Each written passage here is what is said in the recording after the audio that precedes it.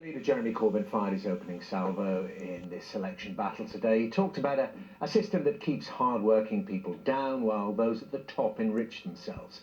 Well, so far, so predictable perhaps, but do the facts actually back it up? Is Britain becoming a less fair country? Well, our economics editor, Ed Conway, has been examining some of the evidence.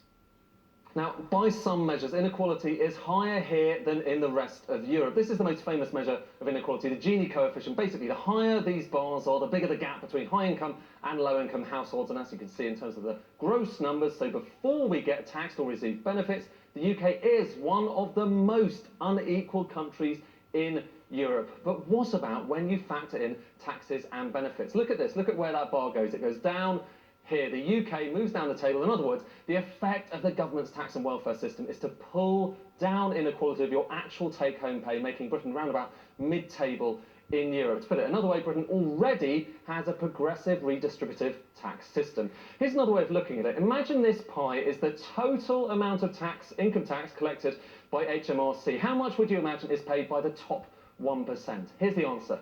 A whopping 26.9%. They pay more than a quarter of all income tax, the 1%. Widen it out to the top 5% of earners, and you're talking about 47% of income tax. In fact, well over half of all income tax, 58.5%, is paid by the richest 10%, and that proportion has been getting higher and higher over the course of recent years. But